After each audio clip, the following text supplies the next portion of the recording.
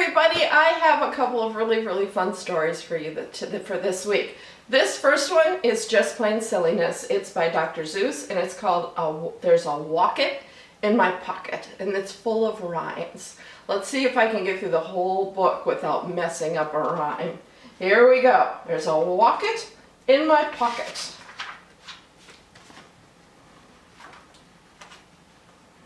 Did you ever have a feeling there's a wasket in your basket? Or a Nero in your bureau? Or a was it in your closet? Sometimes I feel certain there's a jerkin in the curtain. Sometimes I have a feeling there's a lock behind the clock.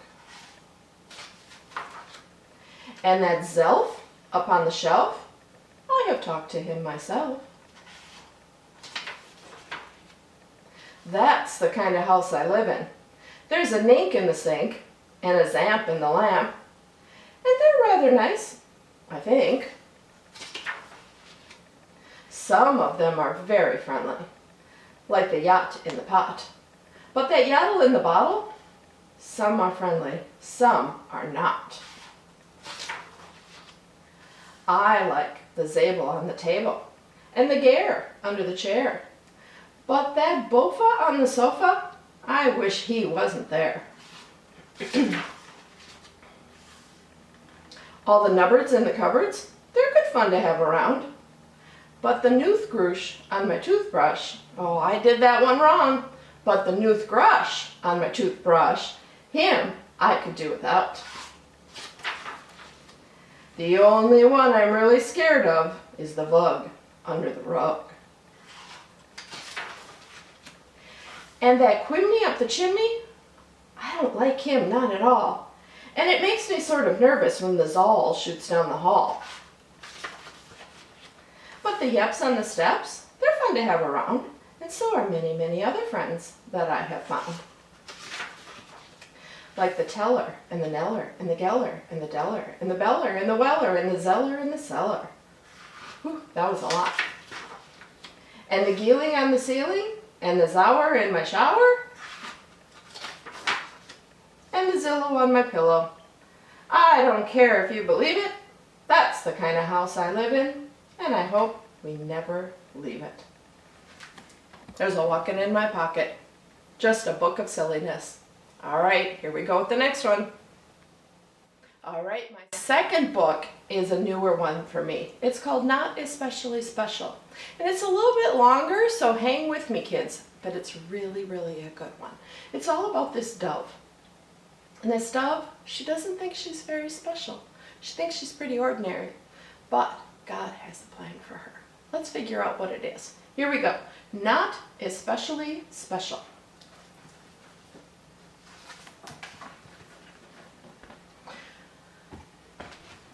To you all, great and small, meet me at the clearing in 2 weeks' time. You are very special. Nobody can take your place. So don't be late. N. The birds were on their way, and oh my, were there a lot of them. Small ones, tall ones, fancy ones, prancy ones, loud ones, proud ones, working the crowd ones. They were all in a hurry. The rain was beginning. But the dove did not feel quite ready to go. There must be a mistake, she said, for I'm really quite ordinary. And it was true. She did not feel special at all. Maybe if I'm more beautiful, she thought, perhaps the parrot can help. She found the parrot at the watering hole, surrounded by hunkering hawks and fascinated falcons. Hello, said the parrot. I haven't seen you around in quite a while. I'd like to look more like you, said the dove. Maybe then I will be special. So the parrot set to work, making some dye from berries and bark. She smothered it all over the dove, covering every inch with yellows, magentas, sunset oranges. When the parrot was finished, the dove looked at her reflection in the water. Everyone was speechless, even the mockingbird. Ah, squawked the parrot. I guess you'll never look exactly like me. Maybe God has something different in mind for you. Perhaps what she needed was a remarkable talent. So through thick branches and bright green leaves, up and over, around and through, in one of the highest perches, the dove found the bird she was looking for. It was the songbird. He was patching holes in his worn-out umbrella, whistling while he worked. "You sing a beautiful song, but how does such a big sound come from such a tiny bird?" the dove asked. "I just fill my lungs with air and whistle," trilled the songbird. "Oh, I'd like to sound like you," the dove sucked in her breath and let out a low, sad-sounding sound. "Are you okay?" said the songbird. "I must need more practice." So the dove and the songbird whistled a strange duet in the tops of the trees, and the other animals did not stop to listen. Instead, the elephant, with his trunk, and the kangaroo, with her pouch, hurried by, avoiding puddles. "This isn't working," sang the songbird, who was used to having an appreciative audience of tree snakes and squirrels. "Maybe singing sweet songs is not your gift. Maybe God has something different in mind for you." The dove had one last chance to discover something in the world to make her extraordinary. She'd find the hummingbird, the fastest flyer in the field. "How do you fly so fast?" the dove asked. It's simple," said the hummingbird. "I flap my wings up and down, to and fro, and you flap them as fast as you can. Get them to go." As she spoke, the hummingbird flapped her wings in such a flurry that she tumbled over herself in a fuzzy blur flight. "I'd like to be as fast as you," said the dove. "Can you teach me?" "I can try," the hummingbird replied. The two birds made their way toward the clearing together. The hummingbird hummed and the dove dove, but the hummingbird grew impatient, waiting for the dove to catch up. "Maybe you'll never be as fast as me," the hummingbird told her. "Maybe God has something different in mind for you." She flittered away, leaving the dove to finish the journey all alone. When the dove finally arrived at the clearing, she and the rest of the animals boarded a great wooden boat. No one knew exactly why they were there, but it sure was nice to be out of the rain. And before long, much to the surprise of all the animals on board, that filled-up boat left dry land around and started to float. The boat tipped and tottered as it rose high on the water, but all of the animals were dry and warm. Yet the dove was still very sad. Perched high on the wooden rafters one night, she heard a noise. "Hoo!" an owl hooted. "What?" the dove said, startled out of her thoughts. "Who, or rather whom, are you thinking about?" "Oh, myself, I guess," said the dove. "I've been trying to think of something that makes me important, but there is nothing especially special about me." The old owl thought about this. "It seems to me," she said, "that it is not the beauty of your plumage, the pitch of your melody, or the speed of your wings that makes you special. It doesn't matter how clever you are either." The owl raised a feathered eyebrow at that mention of that last. "Then what does matter?" asked the dove. The question is not what, the question is who. God loves you because you are you, right down to the sound of your unique coo.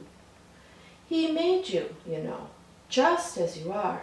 And if God calls you his own, the only you he's ever made is just that way, well, that seems extraordinary to me. "Yes," the dove bobbed her head up and down, "I see. That's true, but I still don't know what God has meant for me to do." "Just wait," said the owl. "He'll show you." Several days later, news spread amongst the rafters that the captain of the boat needed a favor. All the birds wondered who would be chosen for the special task. All, that is, except the dove. She knew that a more extraordinary bird would get the job. So she was surprised when she heard a voice call her. "Dove, I need your help. The rain has stopped and we are looking for dry land. Will you find some for us?" the captain asked. "Me?" asked the dove. "Why me? I used to wonder why God chose me to build this great boat. I wasn't the handiest person and I wasn't the strongest. But I was here and I was ready. Are you?" "Yes," said the dove, "I'm ready." And though she was scared, she realized she was. And so off she went. All day she looked and looked, but she could see nothing but water. Just when the little dove thought she'd have to give up, she noticed a brave lump of earth jutting out from the endless sea, and atop the earth was an olive tree. The dove covered the distance in no time at all, and she plucked the branch from the tree and headed back toward the giant ark of animals.